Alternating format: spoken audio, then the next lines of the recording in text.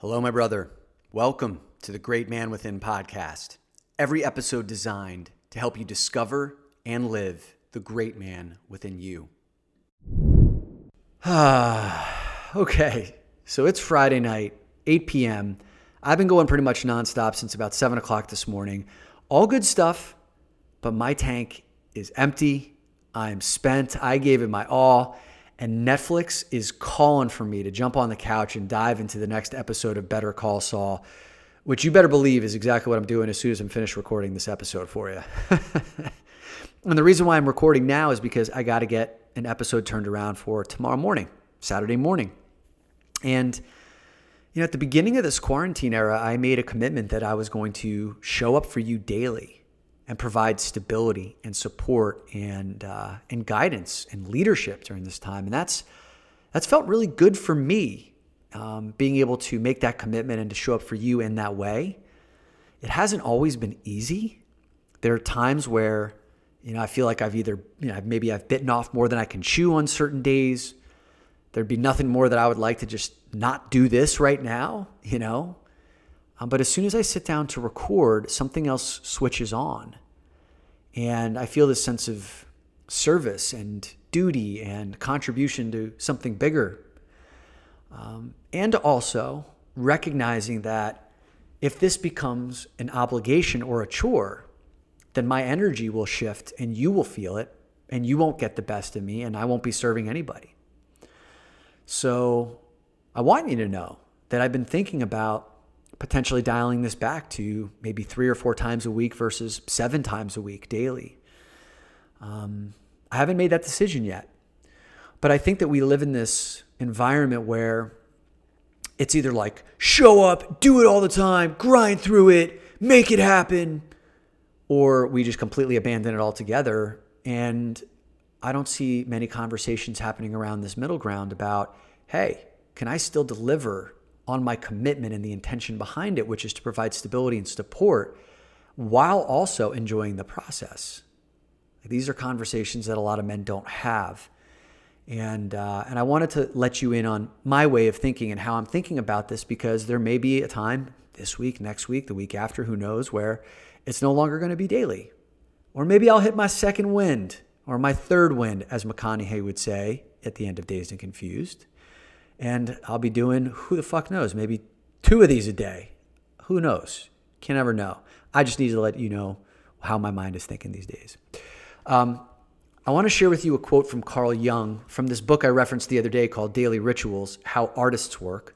Carl Jung, legendary psychiatrist, basically the father of this concept called the collective unconscious, which is basically this idea that we are all tapped into a knowing, a shared set of experiences that goes way beyond our own personal conscious and personal unconscious experiences. There's something bigger than all of us.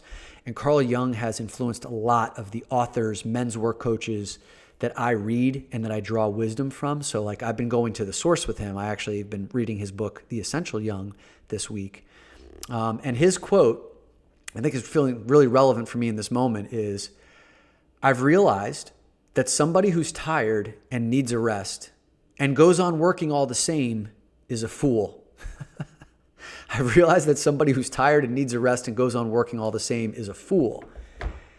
And reading that quote made me feel really good about myself, because it's shown me how much progress I've made and how far I've come, because I prioritize my recovery now. I know when enough is enough. I know when to say when. And whereas in the past, I might have looked at those things as weaknesses or giving up or not going all in, when in reality, the opposite is true. Because I'm playing a big game. I need my best energy. I plan on living a long time. I want to show up the best and the happiest version of myself for the people that I care about, not just some achievement machine. And I'd like to draw upon the wisdom of one of Carl Jung's disciples, Robert Moore, who wrote the book King, Warrior, Magician, Lover. I was actually revisiting some of that text this morning. I've been transcribing my notes from King, Warrior, Magician, Lover because I'm planning on doing a podcast series for you, breaking down the 4 archetypes of King, Warrior, Magician, Lover, as written about by Robert Moore. It'll be a fascinating series. And in the warrior section, There's a passage here that I've read many times that hits way too close to the home of who I used to be, and I want to share this with you. Moore says, compulsive personalities are workaholics, constantly with their noses to the grindstone. They have a tremendous capacity to endure pain, and they often manage to get an enormous amount of work done. But what is driving their nonstop engines is deep anxiety. They have a very slim grasp on a sense of their own worthwhileness. They don't know what it is that they really want, what they are missing, and what they would like to have. They spend their entire lives attacking everything and everyone, their jobs, the life tasks before them, themselves and others. And in the process, they are eaten alive by their own sadistic warrior and soon reach burnout. Shit, man, I can see so much of my former self in that, where it was my compulsive personality, it was my deep-rooted anxiety that was driving so much of my behaviors, my need to achieve. And that compulsion is not a choice. It's like I'm being manipulated by some fear, by some energy that it's like it's my puppet master. I look back on that. I could see that in myself. And I have compassion for that guy because he didn't know any better. He was doing the best with what he could at that point in time. But I had to do some deep inner work around looking at my compulsions, looking at my anxiety, feeling into it, and recognizing precisely what Moore says over here, which is I had a question about my own worthwhileness. If I was not getting external praise, whether it was in the form of a beautiful woman's attention, money, social approval, getting promotions, number of downloads on the podcast, all of those things were external indicators that would make me feel worthwhile on the inside. And all the while, really not knowing exactly what it was or how to go get it.